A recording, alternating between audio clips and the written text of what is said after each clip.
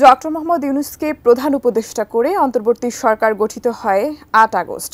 বাংলাদেশের পক্ষ থেকে জাতিসংঘ সাধারণ পরিষদের অধিবেশনের ফাঁকে ডক্টর ইউনূস ও ভারতের প্রধানমন্ত্রী নরেন্দ্র মোদির সঙ্গে বৈঠকের জন্য অনুরোধ জানানো হয়েছিল। তবে সম্প্রতি ডক্টর ইউনূস ও মোদির এই বৈঠক হবে না বলে জানিয়েছে হিন্দুস্তান টাইমস। বিস্তারিত সহকর্মী সাইমুম জান্নাতের রিপোর্টে। বাস্তবতা তাদের মানতে হবে, আর যদি না মানে কিছু করার নাই। গত ৫ আগস্ট পতন হয় আওয়ামী লীগ সরকারের। তখন থেকে আওয়ামী লীগ সভাপতি এবং সাবেক প্রধানমন্ত্রী শেখ হাসিনা ভারতে অবস্থান করছেন বলে জানা যায়। এদিকে আগামী সপ্তাহে যুক্তরাষ্ট্রে আয়োজিত জাতিসংঘের সাধারণ অধিবেশনে যোগ দিতে যাবেন বাংলাদেশ এবং ভারতের দুই রাষ্ট্রনেতা। এর আগে চলতি মাসের প্রথম দিকে বাংলাদেশের পক্ষ থেকে জাতিসংঘ সাধারণ পরিষদের ফাঁকে ডক্টর ইউনূস ও মোদির মধ্যে বৈঠকের জন্য আনুষ্ঠানিকভাবে অনুরোধ জানানো হয়েছিল। তখন স্পষ্ট করে ভারতের মতামত জানা না গেলেও সম্প্রতি অন্তর্বর্তী সরকারের প্রধান উপদেষ্টা ডক্টর মোহাম্মদ ইউনূস ও ভারতের প্রধানমন্ত্রী নরেন্দ্র মোদির মধ্যে বৈঠক হওয়ার সম্ভাবনা নেই বলে জানা গেছে। সুস্বাদু বাদাম, তিল আর স্বাস্থ্যকর গ্লুকোজ সব মিলিয়ে প্রাণ পিনাট বার। স্মার্ট কিছু খাও।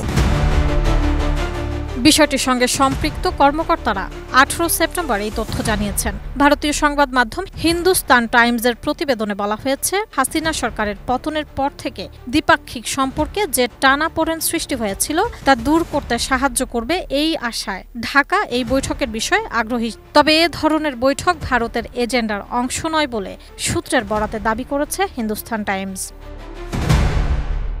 জানা গেছে, যুক্তরাষ্ট্রের রয়েছে মোদির 3 দিনের ব্যস্ত সফরসূচি। আগামী 21 সেপ্টেম্বর উইলমিংটনে কোয়াড নেতাদের সম্মেলনে যোগ দেবেন নরেন্দ্র মোদি। তারপর 23 সেপ্টেম্বর জাতিসংঘের সাধারণ অধিবেশনে সামিট অব দ্য ফিউচারেও বক্তব্য দেওয়ার কথা রয়েছে তার।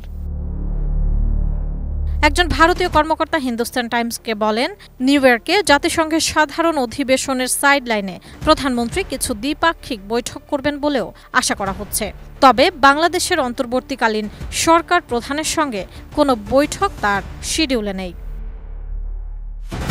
হিন্দুস্তান টাইমসের দাবি, শিডিউল ইস্যু ছাড়াও সম্প্রতি একটি সাক্ষাৎকারে ভারত বাংলাদেশ সম্পর্ক নিয়ে ডক্টর ইউনূসের মন্তব্য এবং ঢাকার অন্তর্বর্তী সরকারের সদস্যদের প্রায় প্রতিদিনের মন্তব্যে ভারতের সমালোচনা করার বিষয়টি নয়াদিল্লি মোটেই ভালোভাবে নেয়নি।